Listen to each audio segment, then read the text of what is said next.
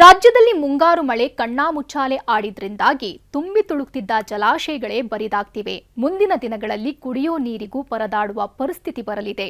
ಉತ್ತರ ಕರ್ನಾಟಕದಲ್ಲಿ ಮಳೆಗಾಗಿ ರೈತರು ನಾನಾ ಹರಕೆ ಹೊತ್ತಿದ್ದಾರೆ.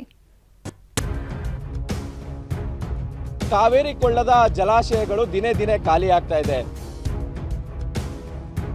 ಮಳೆ ಆಗದೇ ಇರೋ ಪರಿಣಾಮವಾಗಿ ಬಿರುಕು ಕೂಡ ಈಗ ಬಿಟ್ಟಿರ್ತಕ್ಕಂಥದ್ದು.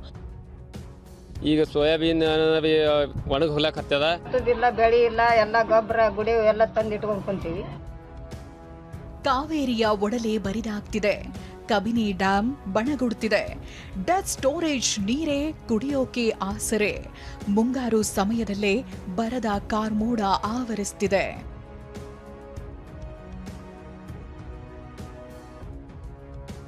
ಬರಿದಾಗ್ತಿವೆ ಕಾವೇರಿ ಕೊಳ್ಳದ ಜಲಾಶಯಗಳು. ಕಬಿನಿ ಡ್ಯಾಂ ಖಾಲಿ.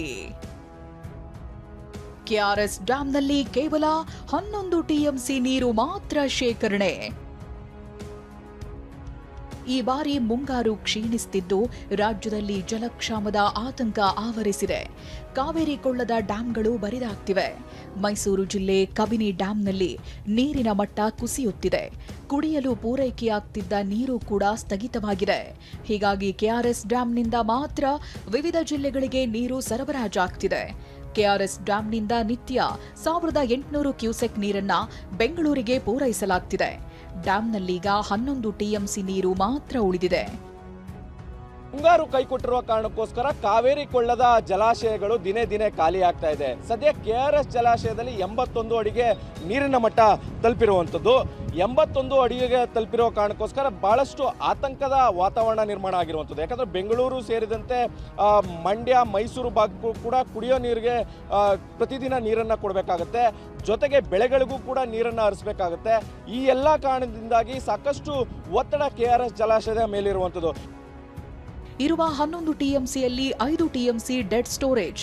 ಉಳಿದ 6 ಟಿಎಂಸಿ ನೀರನ್ನ ಕುಡಿಯೋ ನೀರಿಗಾಗಿ ಮಂಡ್ಯ ಜಿಲ್ಲಾಡಳಿತ ಮೀಸಲಿಟ್ಟಿದೆ.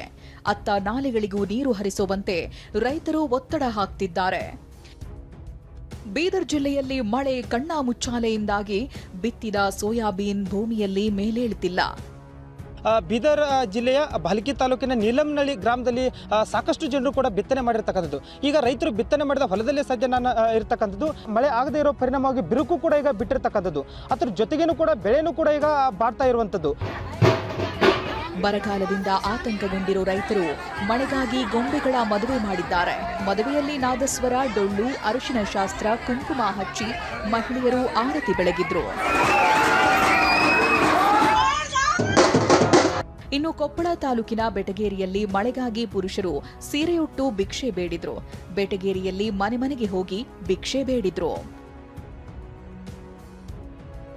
ಬರದ ಕಾರ್ಮೋಡದ ನಡುವೆ ಕೋಲಾರ ನಗರ ಸೇರಿದಂತೆ ಜಿಲ್ಲೆಯ ಹಲವೆಡೆ ಬಿರುಗಾಳಿ ಸಹಿತ ಭಾರೀ ಮಳೆಯಾಗಿದೆ.